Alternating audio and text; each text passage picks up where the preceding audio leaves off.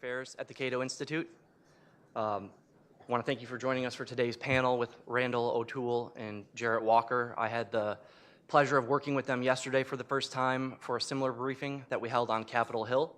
And the title of today's briefing is The Future of Public Transit. Randall has a more grim picture for the future of public transit, and Jarrett is looking at ways to reinvent public transit and continue to make it relevant in urban communities, and they'll talk much more about that. A couple housekeeping announcements. If you could just silence your cell phones for the presentations, and then following the presentations, we'll have time for Q&A. Please wait until you get the microphone, and we'll call on people, and then we'll have lunch after the Q&A. So what I learned yesterday, there are a few similarities between Randall and Jarrett. They're both from the Portland, Oregon area. They actually grew up a couple miles from each other, but they didn't meet for the first time until yesterday. They both have published several books, and they're both experts in transportation. And that's basically where the similarities stop. They disagree on some other things, which will lead to a great discussion. We had a great discussion yesterday, so I think everyone will enjoy it. Jarrett Walker is an international consultant in public transit, network design, and policy, and he's the president of Jarrett Walker and Associates, which is based in Portland, Oregon. He has his PhD from Stanford University, and Randall O'Toole is a senior fellow at the Cato Institute with degrees from Oregon State University and the University of Oregon. He covers urban growth, public land, and transportation issues at the Cato Institute. He's got a book coming out later this month called Romance of the Rails, Why the Passenger Trains We Love Are Not the Transportation We Need. I think there's copies outside, and we're having an event next week covering that. But today we'll cover the future of public transit, and with that, I'd like to welcome Randall to start us off.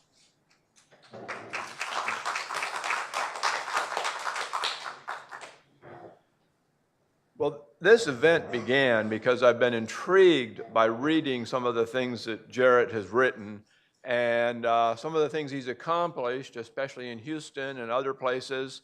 And looking at our past and looking at my past, I realized if things weren't very much different, I'd probably be doing a lot of the same things he's doing. However, I have come to have a more pessimistic view of transit ridership, of transit, the future of the transit industry, and I want to talk about that, starting with this graph, which shows that transit ridership has been declining every year since 2014. And this graph, frankly, exaggerates the decline. You notice the vertical axis stops at 9 rather than 0. The actual decline since 2014 is only 7.5% nationwide.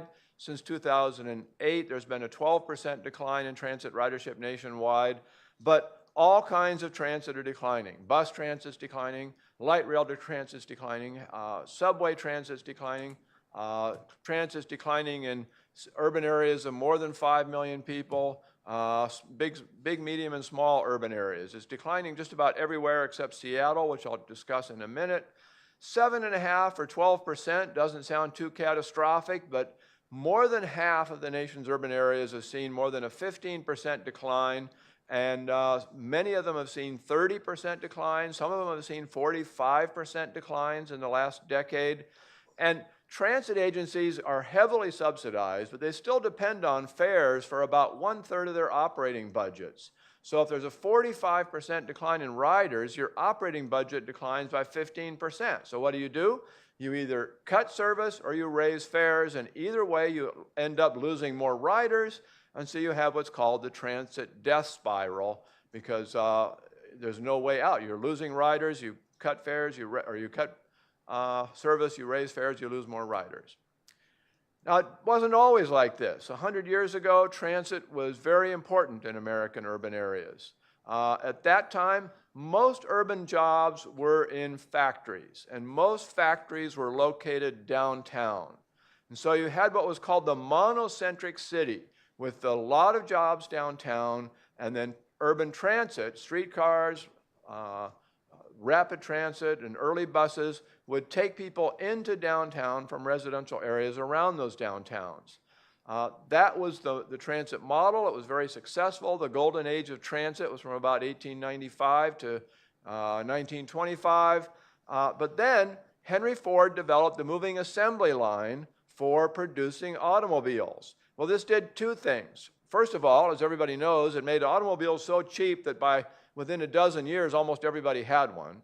But second of all, as people don't really understand as well, moving assembly lines required a lot of land. The factory that Ford had for making Model A Fords covered more land than almost any downtown in America. It almost was as big as the Chicago Loop, and it was bigger than any other downtown except for New York's downtown. And so factories moved out to the suburbs as they adopted the moving assembly line technology. And you ended up, instead of having a monocentric urban area, you had what are called polycentric urban areas. And transit didn't do as well moving people to jobs in polycentric urban areas. And so we saw in the 1920s a steady decline in transit ridership, which of course was accelerated by the Depression in the 1930s.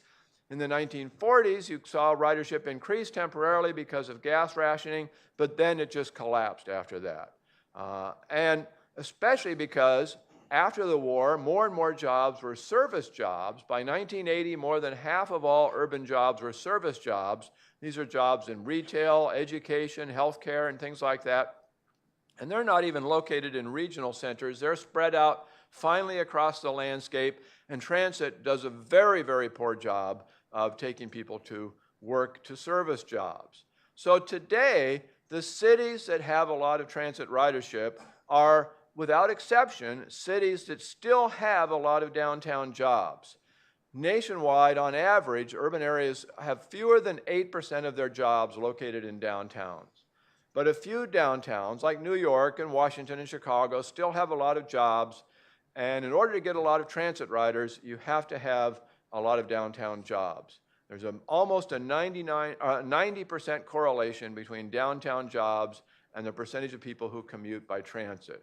And there's a much smaller correlation between residential population densities and the percentage of people who commute by transit. So it's downtown jobs that are the key.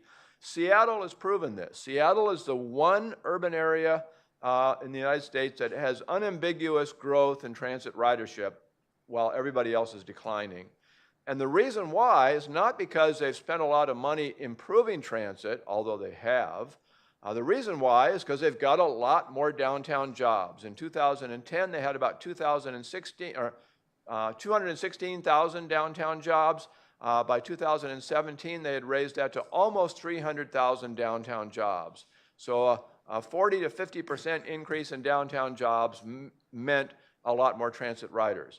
But it also meant a lot more traffic congestion. It also meant unaffordable housing. It also meant they had to pay huge subsidies to get employers to move downtown.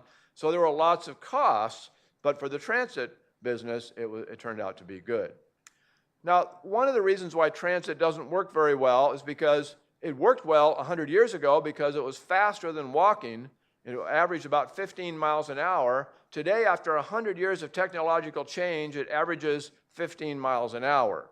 But now we have, instead of walking, we can drive, and the average speed of driving in many cities is well over 30 miles an hour. Some cities you can drive, the average speed is over 40 miles an hour because those cities have tried to relieve congestion instead of spending a lot of money building expensive transit projects that don't carry very many people. As a result, the people who commute to work by car get there in about half the amount of time it takes to commute to work by transit. And studies published by the University of Minnesota show that in most urban areas, you can find far more jobs within 20 minutes of wherever you are by car than you can reach within an hour by transit. And in fact, in 22 out of 49 urban areas, you can reach more jobs in 10 minutes by car than you can reach by transit in an hour. And so if you want to have a good job, it's much more important for you to have a car than it is for you to have a transit pass. People understand that. In 1960, more than 20% of American households lacked a car, and only 4% had 3 or more cars. Today, more than 20% of American households have 3 or more cars, only 4% of American workers live in households with no cars. And most of the people who live in households with no cars don't take transit to work. In fact, in a majority of urban areas, most of the people, more people who live in households with no cars drive alone to work than take transit to work. Now, how do they drive alone to work if they live in a household with no cars? Apparently, they're using an employer-supplied vehicle. But this just shows that transit isn't even working very well for people who don't have cars, much less people who have cars and can take advantage of them. Now, transit ridership has been declining. Where have the riders been going? It looks like most of them have been going to ride sharing. According to the latest reports, ride sharing increased by about 710 million trips from 2016 to 2011. Transit ridership declined by 255 million trips. Surveys show that a third of the people who use ride sharing would otherwise have taken transit. And if that's true, then 90% of the decline in transit is due to ride sharing. And ride sharing isn't going to go away. It's going to continue to grow, especially after we have driverless ride sharing. Now, these are Waymo's driverless cars that are operating today in ride sharing service in Chandler, Arizona, near Phoenix. And they're doing very well. They're safe. They're moving lots of people. And Waymo is, of course, the name for what used to be Google. Waymo has ordered 60,000 of these minivans and 30,000 SUVs that it plans to turn into driverless ride-sharing vehicles for cities all over the country. By 2021 or 2022, we're going to have Ford, General Motors, Waymo, Uber, Tesla, and other companies competing for your business in driverless ride-sharing. So what's going to happen to transit? In a lot of cities, driverless ride-sharing is going to be an extinction-level event for urban transit. Maybe not New York, maybe not Chicago, but in most cities like Portland, Denver, Phoenix, Atlanta, there's not going to be any need for transit, especially because transit is really, really expensive. Americans spend about 25 cents a passenger mile traveling by car, and subsidies to automobiles or highways average about a penny and a half a passenger mile. Transit fares average 28 cents a passenger mile, but subsidies to transit average 89 cents a passenger mile. So it costs more than 4 times as much to move somebody a mile by transit as it does by car. So even if driverless ride sharing costs twice as much as owning a car, it's still going to cost only half as much to move people that way as through transit. We have given enormous subsidies to transit. Between 1970 and 2016, subsidies have been well over $1.3 trillion. And those subsidies haven't done much more than slow the decline in transit ridership. This chart shows the number of trips taken by urban residents per year, and you see it's gone up and down a little bit, but it's mainly gone up not because we've subsidized it, but because of gas shortages.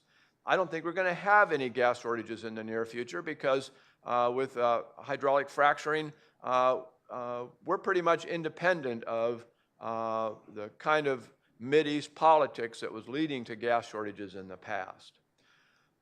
Government ownership of transit has not only made it expensive, it's dramatically reduced worker productivity. Before